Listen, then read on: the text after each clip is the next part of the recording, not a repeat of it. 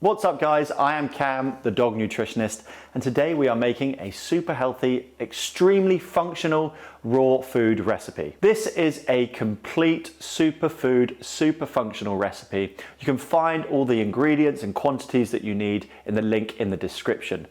Please, once your dog has eaten and enjoyed this incredible recipe, do like and subscribe to the channel because there are going to be plenty more where this came from. I'm going to start by putting the meat in the food processor now. Today I am using beef a lean meat. This is approximately 5% fat. You need to account for the fat in the meat that you're using or the percentage of fat that you're using because that will depend on how much natural oil we put in the recipe. Luckily, I have put the variations of oil that you'll need dependent on the fat of the meat that you're using in the recipe in the description. So beef goes in with the chicken liver. Meat's in the food processor now. I'm going to put the lid on this time and turn it on. Remember, you don't want to juice it, you just want small bits. The reason we want small bits is so your dog cannot pick out any of the ingredients. It tends to be that dogs will go for meat over vegetables. Now that doesn't mean they shouldn't be eating the vegetables. Those ingredients will help to complete the diet. So it's important we mix it all together so they can't pick anything out. If they're refusing this meal, refusing to eat the meal, that is more a behavioral issue around meal times. It's got nothing really to do with the food and more to do with the fact that they can work you out and they probably know that you'll replace it with a different meal or something they like. Right, as you can see here, we have some big chunks, we have some smaller, more minced chunks. That's great, that's perfect. The vegetables that we're using are broccoli. Broccoli is an anti-cancer food. It contains sulforaphane, which is shown to block DNA mutation, and it's also been shown to slow tumor cell growth. This is a functional anti-cancer food. When you think that 47% of dogs are dying from cancer and 90% of cancers are due to incorrect lifestyle and environment, what should we be doing as dog owners? Well, we should be fighting back and looking at the diets we feed our dogs and implementing more functional anti-cancer food. So broccoli in. Red pepper, in particular raw red pepper, is one of the most dense for vitamin C content. So if you're feeding raw, using raw pepper is recommended. Apple. Apple contains quercetin, a potent natural anti-inflammatory and antihistamine. A natural antihistamine, it's great for the summer months for those dogs who are suffering from allergies. I'd recommend that you try your hardest to use foods like broccoli and apple, which both contain quercetin, over using Piriton or more chemical products. There are frequently ways in which you can use natural sources to combat very natural issues. Honey is included in that. Local honey will help combat your dog's summer allergies too. We're going to be using a teaspoon of this. The reason being, raw vegetables, in particular the raw green vegetables like broccoli and kale, can taste a little bit sour. Your dog doesn't have as many taste buds as us, approximately a fifth. But the ones they do have, they can taste sweet and sour. So including a little bit of sweet will help make the meal more attractive, and it also contains natural digestive enzymes. These enzymes will help your dog digest all the goodness that's in the ingredients.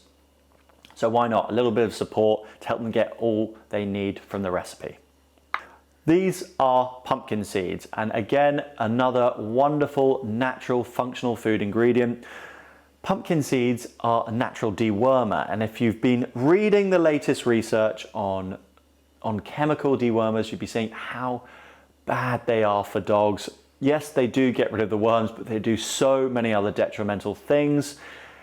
They're bad for the waterways. They're just so toxic. They're really strong, really toxic, so using a natural alternative is recommended. You do need to crush the seeds ever so slightly. They may get stuck at the bottom, so they won't be crushed by the blades, which I need to put in now. brilliant. So I'm gonna crush them a bit in the pot. What we want to do is open up the shells so our dog's gastric juices can get inside of the seed, and that will work to break the seeds down. If this does not happen, they'll just be pooped out. If you're doing this at home, don't use a knife. I just couldn't find the pestle. This is slightly dangerous, but I am a professional. Okay, crack seeds in. Egg. Now you don't need to worry about getting any shell in this because they're going to be eating the shell anyway. Just crush up the shell, get it nice and crunched. I don't know if I've mentioned, but I'm particularly frugal, and that is why I am not chucking away the eggshell. They are a wonderful source of natural calcium. If you're going to use egg as a calcium source, I'd recommend getting an organic egg just to ensure the quality and also the quantity is consistent with what the recipe needs. Into the food processor, bish bash bosh. The only thing that isn't going into the food processor is the raw chicken bone. This I'm going to feed outside of meal times. My bone allowance for this recipe tends to be 1 or 2 raw bones per kilogram of food you make.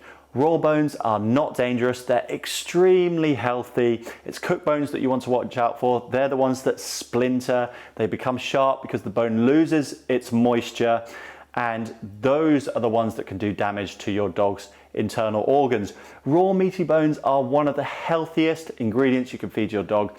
Give the dog a bone. It's an old truth that we seem to have forgotten. There's a reason why periodontal disease is one of the most common issues that affects dogs in the world, and that is because these are dogs' natural toothbrush and we aren't giving them to our dogs enough. Finally, we have our MCT oil. I think I might have mentioned this before, but the quantity of oil we use will depend on the percentage of fat of the meat. I've made it really simple for you. Your fat will be a percentage, maybe 5, 10, 15 or 20. I wouldn't go over that. Dependent on the fat percentage of the meat will depend on how much oil we use. I have accounted for that in the recipe below. If you're using a 20% fat, use the recommended quantity of oil for the 20% fat. Same for 15, use the recommended quantity for 15%, and down you go.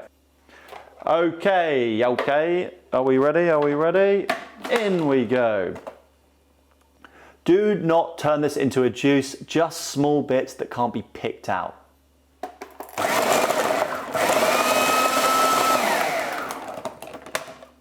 Okay. So the juice that is in there is the egg, of course, but mostly it's in small little unavoidable bits. Whack it all in to the meat.